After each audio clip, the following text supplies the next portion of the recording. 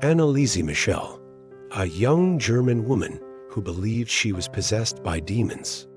Her story inspired the 2005 movie, The Exorcism of Emily Rose, which follows a similar plotline to Anneliese's life.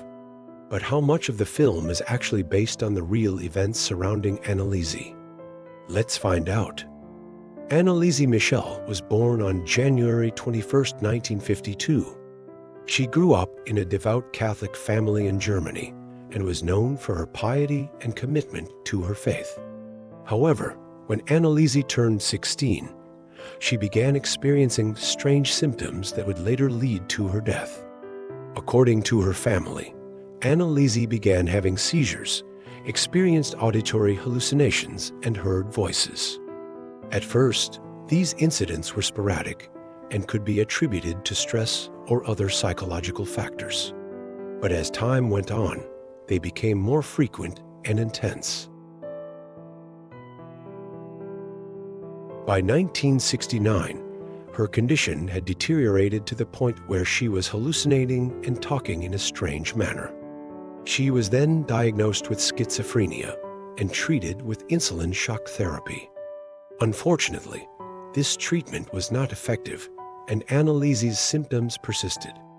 In addition to her physical and mental health struggles, Anneliese became increasingly isolated and withdrawn. She stopped attending school and spent most of her time in bed. By 1975, her weight had dropped to just 37 kilos, and she was totally dependent on her parents for basic necessities like food and water. At this point, Anneliese and her family believed that she was possessed by a demon and sought help from the Catholic Church. In April of that year, two priests, Father Ernst Alt and Father Arnold Renz, visited Anneliese's family home to perform an exorcism. Over the next 3 months, the priests performed a total of 67 exorcism rituals on Anneliese. During these sessions, they read prayers and scripture from the Bible and attempted to cast out the demons that they believed were possessing her. Tragically, instead of showing improvement, Anneliese's condition worsened. She became increasingly weak and emaciated and eventually stopped speaking altogether. On July 1, 1976, she was found dead in her bed from malnutrition and dehydration. Following Anneliese's death, the two priests and her parents were charged with negligent homicide. Despite the prosecution's argument that the exorcisms were a form of torture and the defense's claim that Anneliese had a history of mental illness, the court ruled that all four were guilty. However, their sentences were light, with the priests receiving suspended sentences and the parents given 2 years probation. The case raised a number of ethical and legal questions about the limits of religious practices and the responsibility of medical professionals.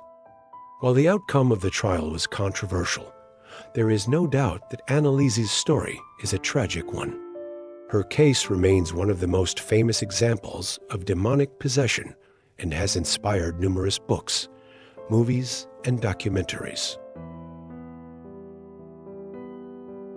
The movie follows Emily Rose, a young woman who begins exhibiting strange behavior and violent mood swings after moving into a new apartment.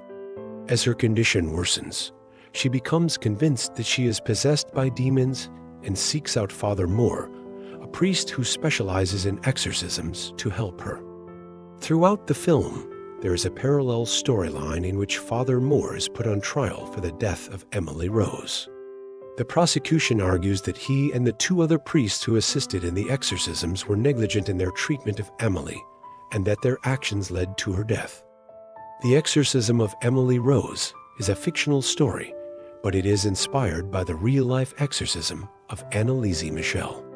While the details of the film are not entirely accurate, it does capture the essence of Anneliese's ordeal and raises similar questions about faith, science, and the nature of evil. What do you think? Is there such a thing as demonic possession? Let me know your thoughts in the comments below. And if you enjoyed this video, don't forget to like and subscribe for more content. Thanks for watching, and I'll see you next time.